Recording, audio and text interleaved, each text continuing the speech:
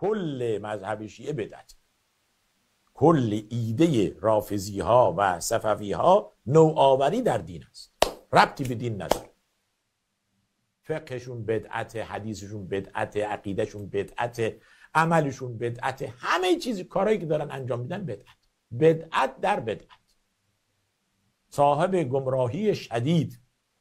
برای که اینها به وجود آوردن دیگه در قرنهای بعد، در زمان پیامبر نبود، در زمان صحابه نبود، در زمان تابعین نبود، در زمان بعد، در قرن سوم اینا کم کم اومدن در مقابل اسلام ریشه زدن. اگرچه هم ریشه اصلی و بنمایه اصلی اینها از زمان آخر خلافت سیدنا عثمان بود، از طرف عبدالله ابن سبع یهودی صنعانی، رهبر این آخوند است، لیدر این آخوندهای صفوی و جبل آمولی که هستند عبدالله ابن سبع است. میگید نبرید تاریخ بخونید. ادعا کرد که علی الله هست، ادعا کرد که علی باعث جانشین بشه، چیزی که الان اینا کتاب‌های اعتقادی شیعه الان در دسترسه.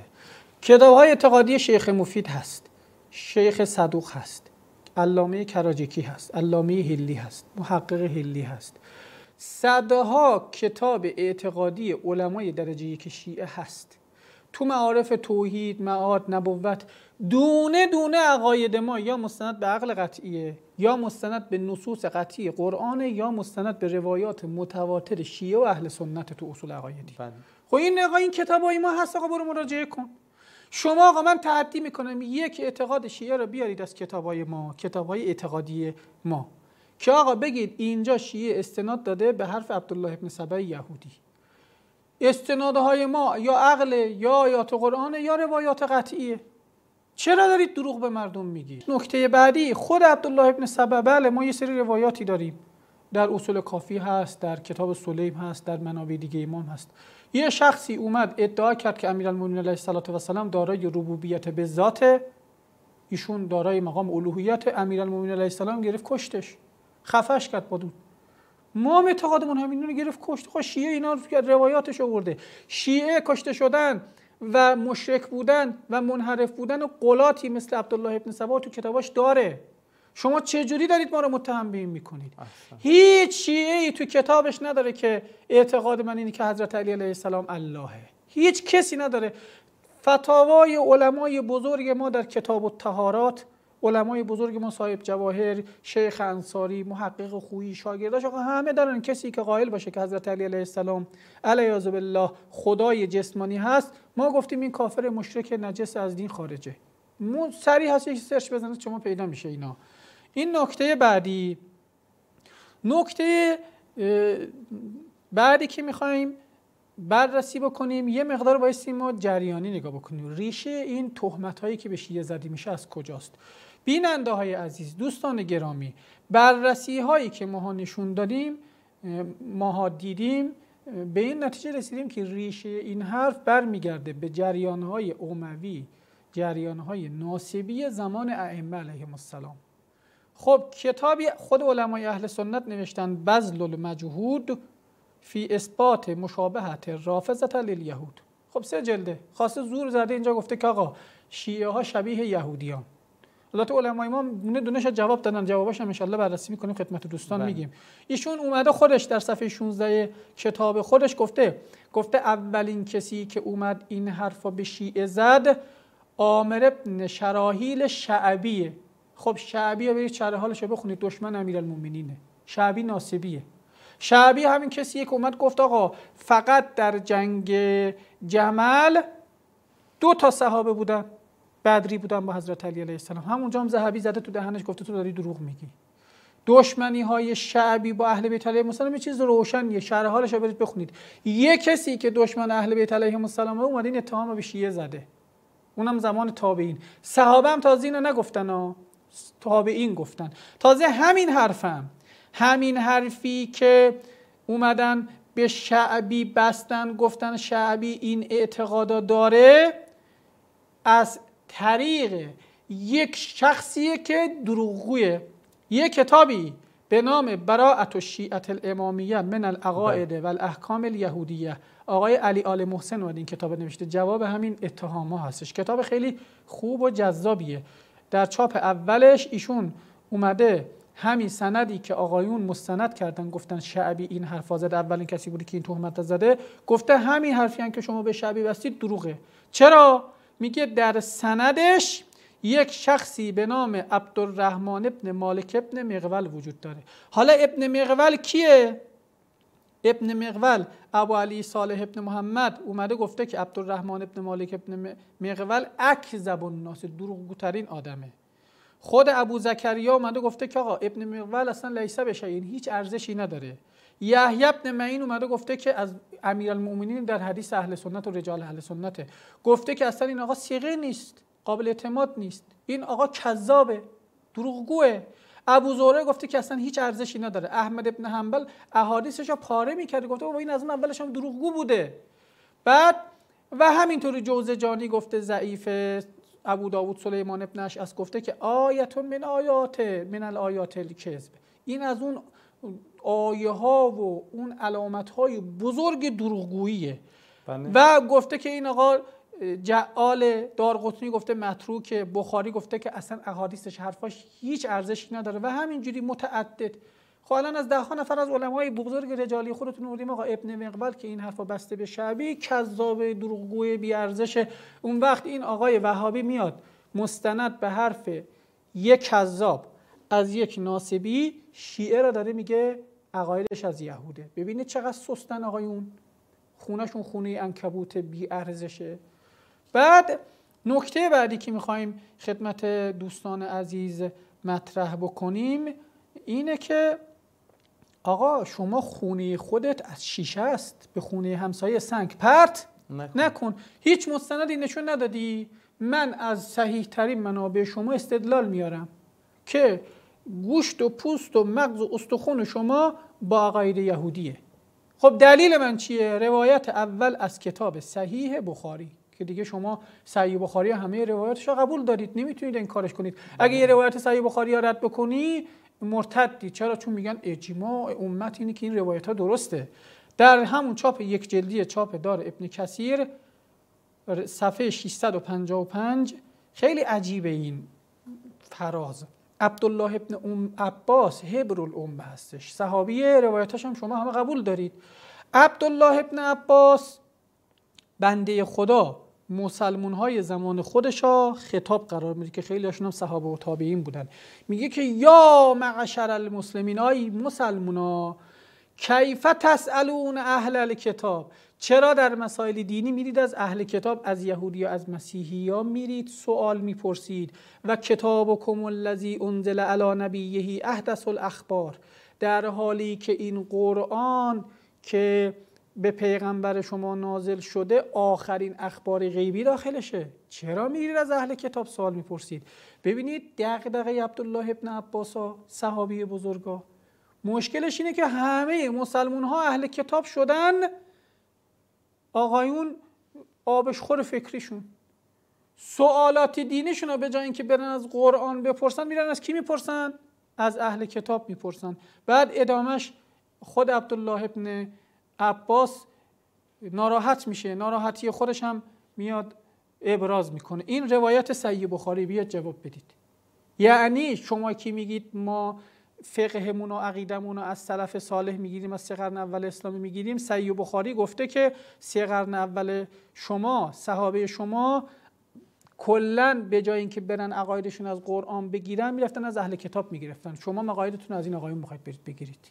جواب بده آقای خدمتی، بیا این جواب بده، این روایت صحیح بخاری بیا جواب بده. خب بحث بعدی ما، نکته بعدی ما، ببینید بیننده های گرامی، اون عالم بزرگ یهودی مذهب کعب الاحبار استاد بزرگ بخاری بوده، استاد بزرگ ابو هریره بوده. ابو هریره حرفای کعب الاحبار رو میزد به اسم پیغمبر، تدلیس میکرد. خود ذهبی در شرح حالش گفته. در سیر اعلام النبلا جلد 3 در ذیل شرح حال کعب الاحبار صفحه 489 اومده گفته که کعب الاحبار که ایشون اهل یمنه، العلامه، خیلی عالم بزرگی، حبر امته، این آقا چیکاره بوده؟ کان یهودی بوده. تازه زمان پیغمبر ایمان نیاورد، بعد از وفات پیغمبر زمان معاویه مسلمان شد. بعد اومد مدینه در ایام خلیفه دوم عمر بن خطاب که احادیث پیغمبر خلیفه دوم به تأثیر از یهود میسوزوند، ولی کعب الاحبار چیکار میکرد؟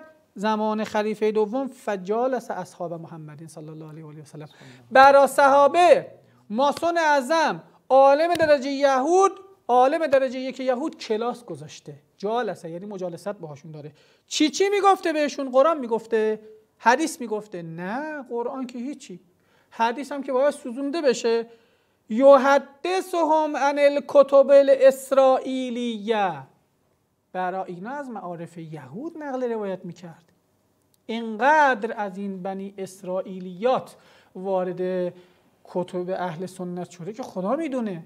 تا دلتون میخواد خدا موفرفریه، خدا جسمانیه، اون ماجرای جساسه که در صحیح بخاری اومده، در صحیح مسلم اومده و روایات متعدد دیگه که انشالله چند تاشون امروز اشاره میکنیم. ببینید بیننده های گرامی، اصلا عقاید آقایون چقدر متأثر از یهوده. ابو هریره که استادش همین آقای کعب الاحبار بوده. ببینید دوستان، کتاب صحیح مسلم و تورات صفحه اولش، سفر پیدایش، صحیح مسلم روایت ابو هریره را داره که خداوند تبارک و تعالی، ما در قرآن داریم که خدا آسمان ها و زمین ها را فی ستة ایام 6 روز خلق کرده، ولی ابو هریره چی گفته؟ شنبه، یک شنبه، دوشنبه، سه شنبه، چهارشنبه، پنجشنبه و جمعه شد 7 روز. این 7 روز رو داشته باشید. بیایید صفحه اول تورات سفر پیدایش، آفرینش جهان.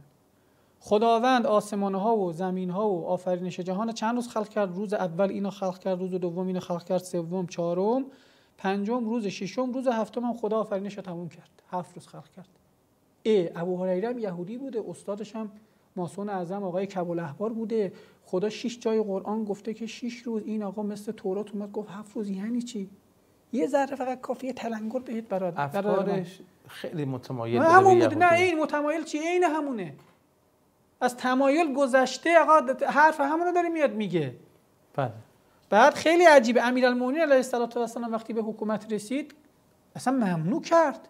گفت اصلا آقا این اصلا حق نداره حرف بزنه، دهنشو بست. بعد مورد دوم، روایت در صحیح بخاری از ابو هریره، حدیث 6227، همین چاپ یک جلدش، در کتاب الاستیزان همین حدیث اولش میگه که ابو هریره از رسول خدا صلی الله علیه و آله و سلم، از اون حدیث دروغه، که خلق الله آدم علی صورته طوله 60 ذراع. خدا یه چهره‌ای داره، یه چشمی داره، یه ابرویی داره، یه لبی داره، یه گوشی داره. خود آدم هم مثل اون شد. جسمانیت خدایی که یکی از روایاتش اینه. این همینا شما بیاید در تورات سفر پیدایش بند 26 و 27، پس خدا انسان را شبیه خود آفرید، مستند به تورات. آقا بیا جواب بده. دقیق از اون اومده خلق کرده. همینا اومدن از تمایل گذشته. بله دیگه، این همونه. اومدن از امام رضا علیه السلام پرسیدن، امام رضا علیه السلام جواب داد، گفت آقا اینا همه دروغه، اینا همه دروغایی که آقایون دارن میگن.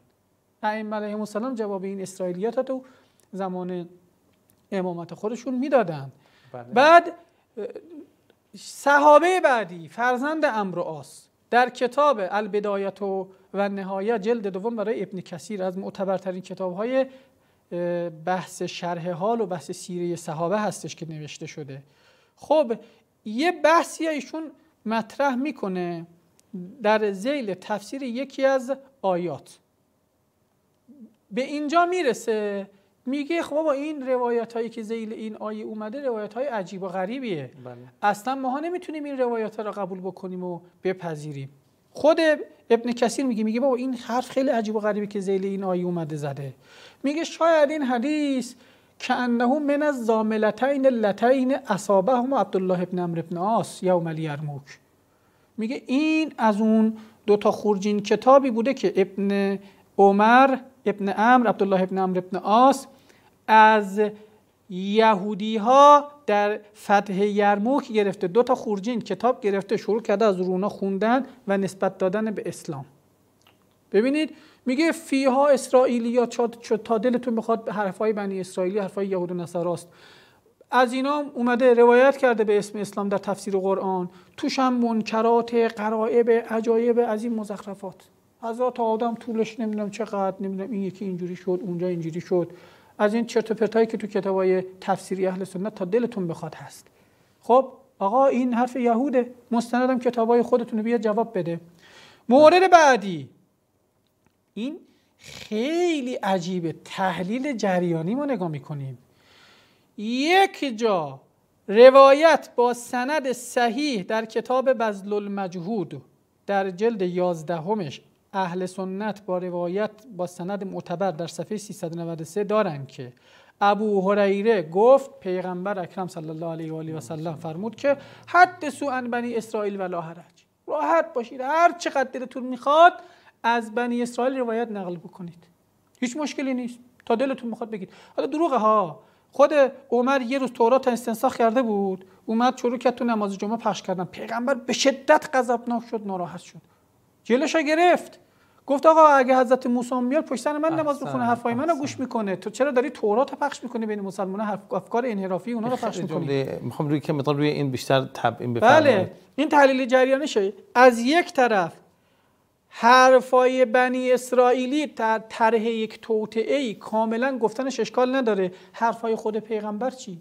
روایت آقایون جعل کردن در کتاب مستدرک علی الصحیحین که ابو سعید خدری گفته که پیغمبر گفت فقط قرآن رو بنویسید، غیر از قرآن هر کسی هر چیزی نوشته پاکش کنه، محوش کنه. یعنی چی؟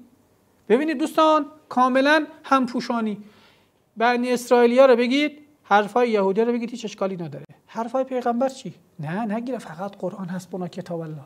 اگه حرف پیغمبر بود آتیش بزن، بسوزون، خرابش بکن. 2-3 تا صحابه بودن، ابن عباس بود، ابن مسعود بود، ابوذر بود و عمار بود. اینا بنده های خدا که داشتن حرف پیغمبر رو میگفتن، روایت صحیح السند در همین مستدرک حاکم نیشابوری، عمر ابن خطاب اینا رو کرد تو زندان، حبسشون کرد. ببینید اینه که ما میگیم هدفدار گوشت و پوست شما با افکار یهودی آمیخته شده به خاطر این مستنداته. بل خیلی عجیبه، خلیفه مسلمینه، خلیفه سوم. خب خلیفه سوم بخواد حکم خدا رو در بیاره یا باید خودش عالم باشه؟ خودش اگه ما گذشت کردیم عثمان تو نمیدونی حکم خدا رو، برو از کی بپرس؟ از یک کسی که حرف پیغمبر رو شنیده.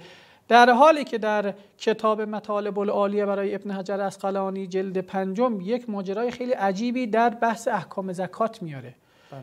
میگه که عثمان میخواست احکام مالی مرتبط با زکات بیاد مطرح بکنه، میرفت از کی میپرسید؟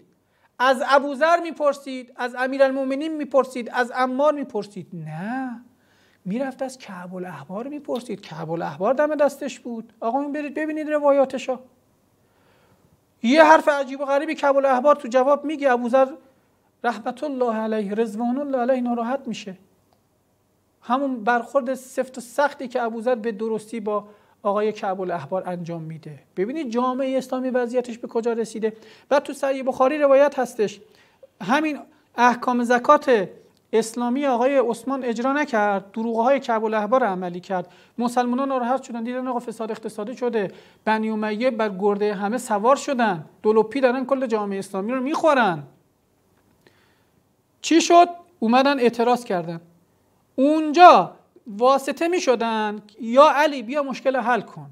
امیرالمومنین علیه السلام روایتش در صحیح بخاریه، میگه فرزندم محمد حنفیه، این احکام دستورات مالی اسلام، پیغمبر اکرم صلی الله علیه و آله و سلم گفت زکات اینجوری خرج کن، اینجاها ببر بده، بیا این حدیثایی که از پیغمبر نوشته ما بده عثمان عملی کنه. برد داد به عثمان، عثمان نگاه کرد، نه ما اینو لازم نداریم، ببر بده به خودش. این میشه که میگیرن میکشنت 800 تا صحابه، فساد اقتصادی میشه، سنت پیغمبر برباد میره، میشه سنت یهود. خیلی واضح. مورد بعدی ما کتاب‌های تفسیری اهل سنت زمان ما. شما بگیرید کتاب‌های تفسیری اهل سنت ها، تفسیر طبری، تفسیر ابن کثیر، تفسیر فخر رازی، کمتر صفحه پیدا میشه که اسم مجاهد توش نباشه. مجاهد از تابعین بزرگ نزد اهل سنته. خب در شرح حالش آقای ذهبی در سیر اعلام النبلا جلد 4 صفحه 451 چی گفته؟ اعمش از بزرگترین راویای اهل سنته، از ائمه حدیثی اهل سنته. ازش اومدن پرسیدن اعمش چرا شما تفسیرهای مجاهد رو میذارید کنار، قبول نمی کنید؟ اعمش چی میگه؟ میگه آقای مجاهد و دار و دستش اینها از اهل کتاب سوال میکردن و تفسیر قرآن به ما میگفتن. این ببینید مصیبت بزرگا. فهم قرآن به جای اینکه از سخنان پیغمبر باشه، از اطرت اهل بیت باشه، توسط کیه؟ اهل کتاب. تفسیرهای یهودی زده شما از قرآن دارید. حالا شما میخواید بیاد به ما بگید ما از عبدالله ابن سبعیم، عبدالله ابن سبع ما امیرالمومنین گرفت کش، ما بهش قائلیم. شما بیا به اینا جواب بده که تفکرات یهودی و تفکرات مسیحی گوشت و پوست شما رو گرفته. من تا صبحم بخوام آقای غلامی از اینا بگم دارم مستند. نه خیلی ولی چون دیگه میترسم حوصله دوستان سر بره دیگه ورود نمی‌کنم. خدا خیرتون بده ان شاء الله. بینندگان عزیز، ما در سوره یاسین هم داریم هنگامی که یک شخصی آمد یه استخوان پوسیده‌ای رو برد نزد پیامبر اکرم و گفتش که اینو فشار داد، پودر شد. گفت آیا ما دوباره خلق خواهیم شد؟ خدا ابا نداره از اینکه بخواد یه مطلب اینها رو بیان کنه، چون اینقدر ادله روشن پاسخ محکم داره، به راحتی هم پاسخشون رو داد که حالا فضای بحث نمیخوام روی اون قسمت بره. الان استاد خیلی زیبا فرمودن، ما اینقدر مباحث داریم و ادله روشن داریم که حتی این کلیپ هایی که اینا راحت پخش میکنن، دستم میزنن و اینها ما میاریم. ولی استاد خوب فرمودن، تو که خودتون از خونتون از پای بس ویرانه است، چطور جرأت میکنین حرفا رو میزنی؟ تمام مطالبی که شما دارید از همین مطالب یهودی ها هست که حالا جناب استاد تازه ملاحظه بعضی از احترام گروه اهل سنت رو کردن، بیان نکردن و واقعا ما قصه میخوریم که این گروه وهابیت به جان اهل سنت افتاده. حالا شیعیان که هیچی، ما به نوعی داریم دفاع از اهل سنت میکنیم در اینجا. تازه بعد ببخشید آقای غلامی یه نکته حالا من فراموش کردم بگم، ایشون میگه که تمام حرفهای همین آقای خدمتی بود که حرفهای شما رافضی ها همش بدعت، همش عجیب، همش مثلا بدعت و گمراهیه. یه جوابی هم که حالا من یادداشت کرده بودم حواسم پرت شد نگفتم، اینه که اونایی که اهل انصافید، ما کتاب فقه مقارن داریم، کتاب تذکرة الفقهای علامه حلی رحمت الله علیه، از اول کتاب عبادات داره تا حدود اواخر کتاب النکاح. قسمت اعظم فقه ما رو ایشون بر اساس مقارنت با دیدگاه اهل سنت نوشته. کمتر فرع فقهی میشه که شیعه یه چیزی گفته قول مشابهش نزد اهل سنت نباشه از ائمه خودشون. کمتر فرع فقهی پیدا میشه. این آقا میاد اینجوری دست میزنه، بعد بدون مطالعه، بدون نگاه منصفانه شیعه رو متهم میکنه، در حالی که اگه شیعه علیاذ بالله بدعت گذار منحرف باشه، تمام اهل سنت هم بایستی بدعت گذار منحرف باشن. چون تو خیلی از چیزا حرف شیعه رو شما زدید. احسن. اینم حالا دیگه تکمله بود که من بایستی میگفتم. ما تشکر از شما میکنیم جناب استاد. بینندگان عزیز، انقدر غنای علمی دارن که اگر همطوری فرمایش هم کنن ما میپذیریم، اما منصفانه مرتب ادله رو میارن، تصاویر رو میارن، کتاب ها رو نشون میدن. این آقای خدمتی که الان صحبت کرد دستم زد، چیز رو هوا میپرونن، هیچ دفاعی هم نداره و اصلا ما قصه میخوریم که این نامشو گذاشته مثلا کارشناس دین.